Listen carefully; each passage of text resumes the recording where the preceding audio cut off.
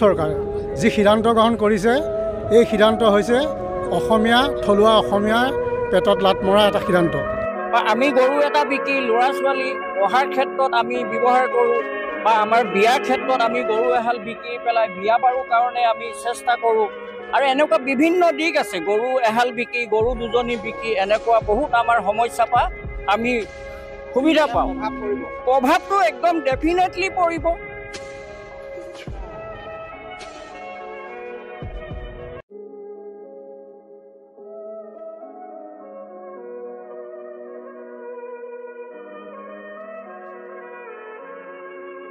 যিটো সিদ্ধান্তই অসমত বহুত দিনৰ পৰা হিন্দু মুছলিমৰ এটা সম্প্ৰীতি আছিল, সেই সম্প্ৰীতিত ব্যাঘাত জন্মাবৰ কাৰণে এই সিদ্ধান্ত লৈছে।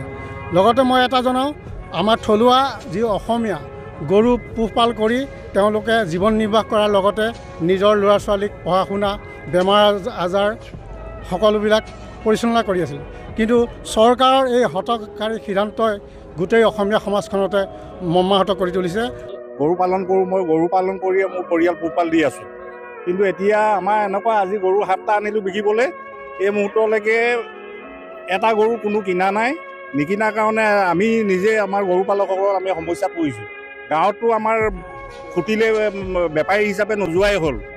কাৰণ কি কাৰণবশতঃ মানে চৰকাৰে এনেকুৱা এখন আইন বনাইছে, কোনোবাই খাদ্য হিচাপে খোৱা বস্তুকো বন্ধ কৰাৰ কাৰণে।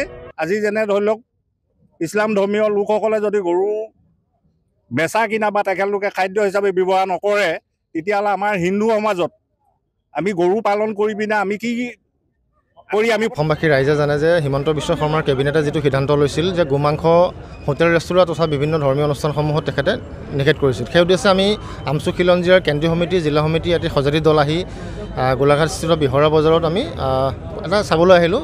ইয়াত দেখা পাইছোঁ যে বেপাৰী সংখ্যা কম যদিও গৰুবিলাক আছে, তেখেতলোকে কিনা নাই। আমাৰ উদ্দেশ্য এটাই যে যিহেতু তেখেতে যি এই গোমাংস নিষিদ্ধ কৰিছে হোটেল ৰেষ্টুৰাঁ আৰু ধৰ্মীয় অনুষ্ঠানত, কিন্তু কাছাৰখানাবিলাক খোলা আছে। তাত আমাৰ ইয়াৰ কথা হৈছে যে যিসকল থলুৱা গোপালক আছে, তে এই গোপালকসকলৰ কি হ'ব?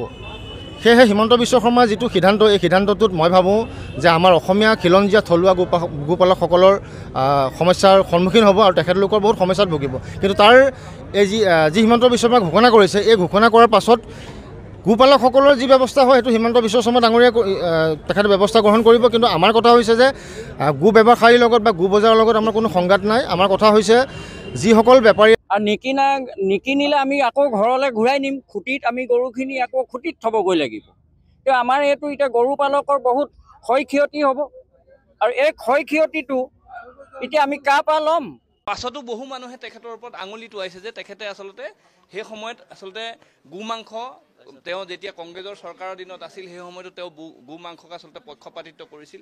এতিয়া অতি হিন্দু অতি বিজেপি দেখাবলৈ গৈ আচলতে যোগী আদিত্যনাথৰ এটা সমপৰ্যায়ৰ নেতা হ'বলৈ গৈ আচলতে তেওঁ এনেকুৱা ধৰণৰ কিছু বিতৰ্কত আহিব বিচাৰে। আৰু আমি ভাবোঁ যে অসমত বসবাস কৰা প্ৰতিটো জাতি জনগোষ্ঠী, হিন্দু মুছলমান খ্ৰীষ্টান জৈন আহোম চুতীয়া কোচ কছাৰী, আমি সম্প্ৰীতিৰে বসবাস কৰিব বিচৰা অসমখনত শংকৰদেৱে মানে সৰ্জন কৰি থৈ যোৱা, শংকৰদেৱে সৃষ্টি কৰি থৈ যোৱা সমাজখনত আমি একতাৰে বাস কৰিব বিচাৰোঁ।